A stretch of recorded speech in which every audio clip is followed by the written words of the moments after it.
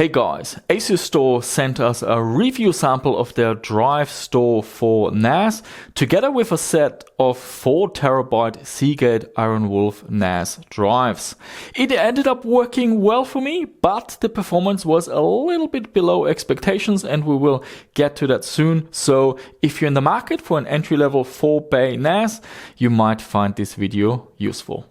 In the box we get a power brick, a power cord, a Ethernet cable, a power cord bracket, thumb screws to install the drives, and a quick installation guide. At the front we have 4 LEDs to communicate what's going on. There's a LED for the disk, for the network, for the status, and for the power. And we also have a USB 3.1 Gen 1 port at the front. At the back we have the power button here. Here is a little reset switch, another USB 3.1 Gen 1. This is a 2.5 gigabit Ethernet port, and we will talk about the performance shortly. Here goes the power supply, and here you can attach a Kensington lock for security. Setting up the NAS was straightforward. You download the Asustor control center and it finds your NAS and then connects you to the interface. Before I could set up the NAS, it told me there's an update for the firmware. Unfortunately, the update through the internet and also downloading the file manually, it didn't work at this point. So that's definitely something Asustor should address. A new user might get a little bit confused here. So when you get to the screen, just proceed with setting up your NAS and then later do the firmware update. I created a RAID 5 array with the ext4 file system, and then I began copying some files onto the NAS and testing the performance. For testing, my main computer has a 2.5 gigabit Ethernet card. The switch is also 2.5 gigabits, and I'm starting by copying some files from the SSD onto the NAS, and we're getting 130 megabytes per second with the RAID 5. That is lower than I expected. I later configured a RAID 10 array and we're getting around 140 megabytes per second.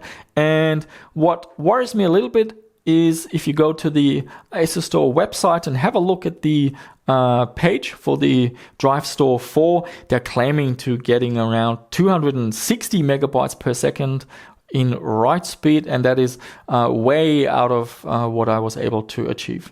Reading from the NAS in either RAID 5 or RAID 10, I saw around 200 megabytes per second.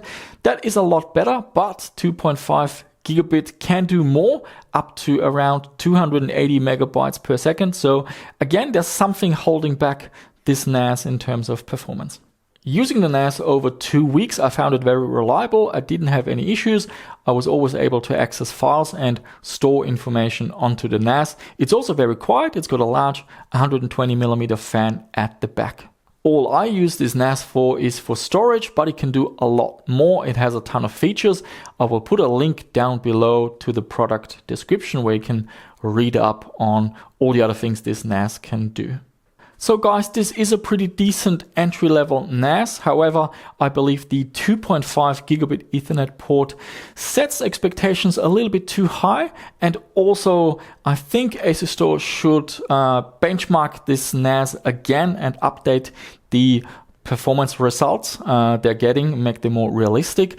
They have some other reviews linked on the website, and they got the same results with around 200 megabytes for reading and around 130 megabytes for writing. So definitely the 2.5 gigabit Ethernet port and the specifications, the benchmark results stated on the website, kind of set the expectations a little bit too high. It's not quite what you're getting. In my opinion, Asustor maybe should go with an gigabit Ethernet port, drop the price a little bit, and that way you're getting exactly what you're expecting and you have an all-round better product. There you have it. We had a look at the Asustor DRIVESTOR 4, and if you have any questions or feedback, please leave them down below in the comment section.